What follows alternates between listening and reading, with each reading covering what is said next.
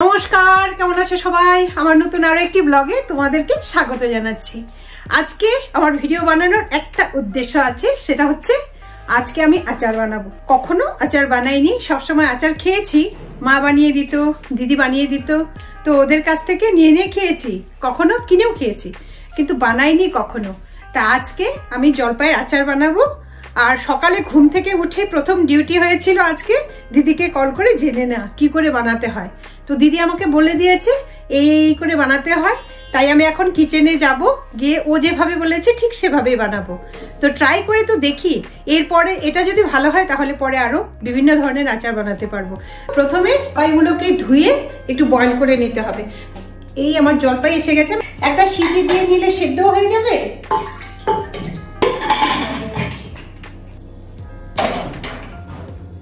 আমার প্রেসার কুকারটা আবার ইন্ডাকশনে চলবে না, এটা গ্যাসেই বসাতে হবে, কারণ এটা ইন্ডাকশনের নয়, প্রেসার কুকারটা অনেক আগে কিনেছিলাম, তাই এটা গ্যাসেই সিটি দিয়ে নিতে হবে।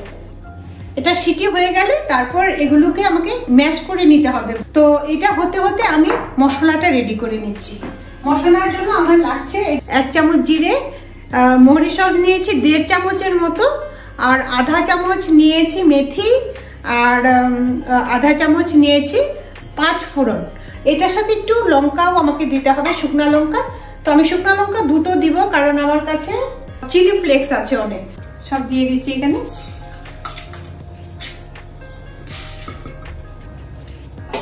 অল্প ভাজতে বলেছে, খুব একটা বেশি না। চিলি ফ্লেক্স একটু দিয়ে দিয়েছি, এত মানে মরিচের কি বেরিয়ে গেছে। এটা হয়ে গেছে, এটাকে এখন অফ করে দেব। তো এগুলোকে আমি এখন গুঁড়ো করে নিচ্ছি। হয়ে গেছে, এটা অফ করে দেখি কেমন হয়েছে। বীজগুলো রেখে আচারটা বানাবো। এগুলো না মোটামুটি ভালো সিদ্ধ হয়ে গেছে, দেখো ফেটে ফেটে গেছে। আমার খুব একটা কষ্ট করতে হবে না, আমি সামান্য একটু এটা দিয়ে একটু হালকা করে করব, কারণ আমি যখন সম্বার দেবো এটা তেলে, তখন এটা নাড়াতে হয়তো বাকিটা হয়ে যাবে। এটাতে সম্বার দেবো 5 ফোড়ন।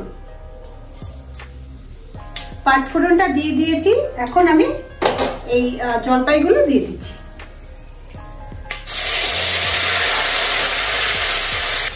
একটু লবণ আর একটু হলুদ আমি দিয়ে দিচ্ছি এটাতে।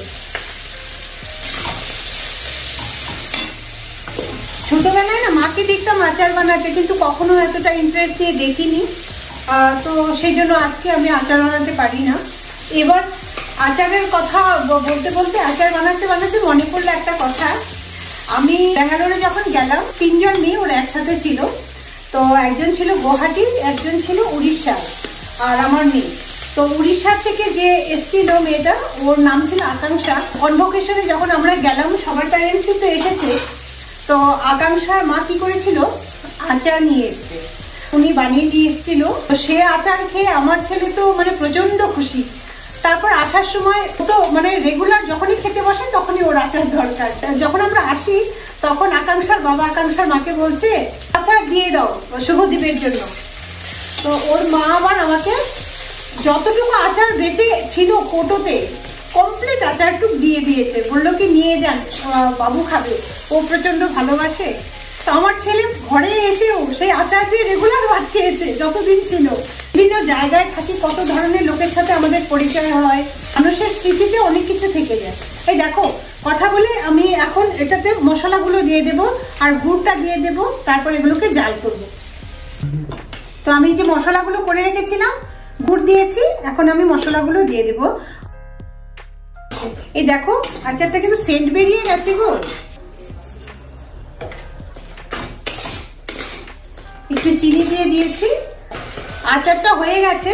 আর এতটুকু মশলা আমি রেখে দিয়েছি, আমার মনে হচ্ছে এটা টেস্ট করে তারপরে এটা দিয়ে নামিয়ে নেব। এটা না একটু মানে মিষ্টি আছে, টক মিষ্টি ঝাল সব মিশিয়ে।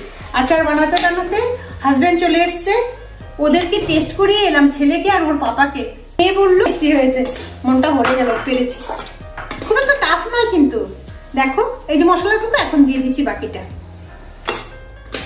মশলা দেয়া শেষ, দেখো আচারটা আমি এখন নামিয়ে নেব। দেখে মনে হচ্ছে দেখো কত সুন্দর আচার হয়েছে।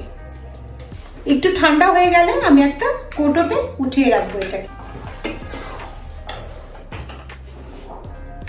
সেই টেস্টি আচার, সেই টেস্টি। খাবে নাকি?